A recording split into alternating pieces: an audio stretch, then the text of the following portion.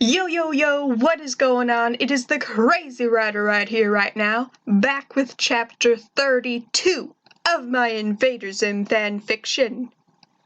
You know, it's been a while, but I'd say it's about time we do another accent around here. Yeah, I would have liked to do one a little sooner, but I really didn't want to do a voice during the whole TAC arc, and especially not for the last chapter. For one thing, a British accent for the narration of tax presents would have been a bit too... yeah. And then the last chapter was just a bit too serious and too big a moment for the story. This one's pretty big and serious too, but I think I can get away with it here. All good? Good. Then sit back, relax, and enjoy it all. Right here, right now. Chapter 32. Welcome home. I pulled my lips away from Zim after a minute of kissing. Zim looked at me and smiled with pleasure. I see that a lot in movies, I told Zim. I thought I'd try on you, at how humans show affection. Zim rather enjoyed that, Zim said, still grinning. It's certainly better than having filthy earth meat thrown at me. What do you call this activity? Kissing, I told him. Kissing? Zim played with the word. I think I like kissing. I giggled a little. I should go home. I pulled away, but Zim wouldn't release me. But couldn't we continue this kissing? It late, Zim. I continued and finally escaped his grab, lowering to 4s. We kiss more tomorrow, and as much as want as mates. Really? Zim tilted his head. Well, all right. Go on home, and we shall continue our kissing tomorrow, love mate. I laughed, because I definitely liked love mate better than love pig. Good night, Zim. I turned and made my way for the door. Wait, Liz. Zim stopped me and I looked back at him. It may be a little late, but, Happy Valentine's Day? With his pack hands, Zim held out Tax Tranorb and a plush wolf. I was so overcome with joy, I went right past the 2 items and jumped on Zim. Zim was taken off guard and dropped everything as I landed on top of him. I kissed him harder than I had before. When we stopped kissing, I took the 2 gifts from my new mate. I consumed the Tranorb and carried the wolf back to my foster house.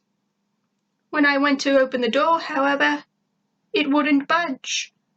That's strange. The door was always unlocked. I didn't even know there was a key at all. I dropped the wolf from my mouth on the porch. I began scratching at the door and howling and barking to be let in. I sat there for a few minutes before remembering there was a dog door on the back door of the house. I picked up the plush and ran around to the back of the house. I slipped in the doggy door and into the house. The television was black, and neither of my fosters were on the couch. I headed upstairs and entered my bedroom, which was the only lit room in the house at the moment. In my room, I saw all the pictures and posters in my room were shredded. My bed was flipped, and the contents of my closet were spilled all over the floor. The framed picture next to my bed of Zim and I was smashed and torn. I saw my foster father in the middle of tearing through my closet, while my foster mother watched with angry hands on her hips. The plush fell from my mouth as my jaw dropped. They stopped what they were doing when they saw me. There you are, you rotten little monster. My foster dad hobbled towards me with rage. What was this? What was going on? This was far from normal for both of them. Look at the guilt all over her face, Robert, my foster mom commented. She knows exactly what she did. I whimpered questioningly, and Robert continued his anger. Don't make those stupid noises, Elizabeth. You can't play dumb with us. You chewed right through the TV wires. It was true. This morning I was so stressed about tack and so mad at that television for always being on. I chewed on them wires while the two was still sleeping. I had killed their precious picture box. I'm sorry, I muttered. You ain't staying here any longer, you horrible, delusional dog child. Abby squealed with her pig face. Get out of here and don't you ever come back here. Robert towered over me and pointed out the door. I turned and rushed down the stairs and out the door. I left Zim's present in my old room and ran right back into that greenhouse I had left only a short time ago. Zim had gone down below by now, and I howled until he came back up the elevator. Liz, he shouted, and I stopped howling. What is the matter? What happened? I embraced Zim and dug my claws down into his uniform with a mix of anger and sadness. Zim, I cried, my fosters kicked me out of house. What? Zim pushed me away. How dare they? They'll pay for this. No, Zim. I held Zim back from doing something stupid. I think we've done enough revenge tonight. If you destroy them, please wait for tomorrow. Zim looked down into my eyes and saw that I was serious. Fine, I'll wait, and you'll stay with me from now on, since I am your lovemate. Well, that was why I came to his house of all places. You want me to live with you? I asked with wide eyes. Yes, Zim grinned. Feel honored? I would love to live with Zim. I started licking Zim's face excitedly. Excellent. Zim pushed me off of him. You will experience the treat that I don't give to just anybody, so you should feel extra honored at this. You will share Zim's bed in sleeping. Come. I'm most honored, Zimmy mate, I said as I followed Zim down an elevator I had not used yet. The elevator took us down to the room that was foreign to me. Against the far wall of the room there was a large cushion-like object. It looked very soft and comfortable. It sort of reminded me of a giant cat bed. This is my bed, and now it is also yours, Liz. Zim gestured to the large cushion. Make yourself comfortable. I didn't move. I only stared at the bed. What's the matter? Zim asked. Don't you like it? It's the finest material made by Vortians. It's not that, I told Zim. It just, What? You can tell me anything, Liz, Zim reassured. We are love mates.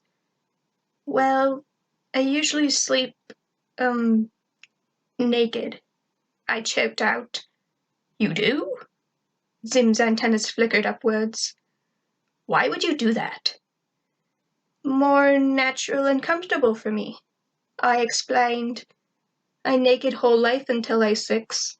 I'm not able to be naked during day, so I be naked at night when no one see. I think I understand, Zim said. Well, if it's more comfortable for you, feel free to sleep naked. I rather not, I told him. Why not? I tried to think of how to put this. Same reason you not want to be naked. Zim thought about it. Fair enough. I suppose just get as comfortable as you can, love. I removed my shoes and socks and took off my pants so that I was just in my shirt and underwear. I was about to crawl into bed when I noticed the item sitting beside the bed. I picked it up to see the framed picture I had given Zim on Valentine's Day. I really did love it, Liz, Zim told me when he saw me holding the picture of us. I'm sorry I acted like such a jerk to you when Tack arrived. I keep that there so that us being together is the last thing I see before I go to sleep, and the first thing I see when I wake up. That had been the exact reason I kept the same picture by my bed. I smiled at Zim and held the picture to my chest. Zim continued smiling until he realized something. "Hey, where is the miniature wolf that I gave to you?" he asked. "Oh," I said, lowering the picture in my paw. "Rob and Abby kicked me out so quickly. I dropped Wolf. Not had time pick up and take with." Zim pouted. "We shall retrieve the item and anything else you need tomorrow when we destroy those horrible creatures." I smiled and set the picture down before crawling into bed. Zim soon crawled in beside me, yawning and stretching. "Well, good night, Lizzie love." He stretched out his arms and legs, forcing me to the edge of the bed. I crinkled my nose and furrowed my brow. Zim's eyes were shut, and it seemed he wasn't going to move his arms to give me more room. With my head I moved Zim's arms and legs aside and placed it on his shoulder. I wrapped my arms and legs around his torso and thighs, holding him close and tight. "What is this?" Zim said, confused. "What are you doing?" "This how I sleep in bed with mate," I told him. "You're lying!" Zim shouted. "Shh!" I said to Zim the first human word I had ever heard. "You enjoying, right?" "Yes," Zim said after a pause. "Yes, I suppose I am enjoying." Zim's arms embraced me. Before I fell asleep, I felt his tongue caress my forehead, and his voice breathe, "Good night." Ooh, how illegal. Oh yes, and I forgot to mention last time, but from the last chapter on, all the chapters are now completely original. Up until the last chapter, almost all the chapters were based on existing Invader Zim episodes with just a couple exceptions.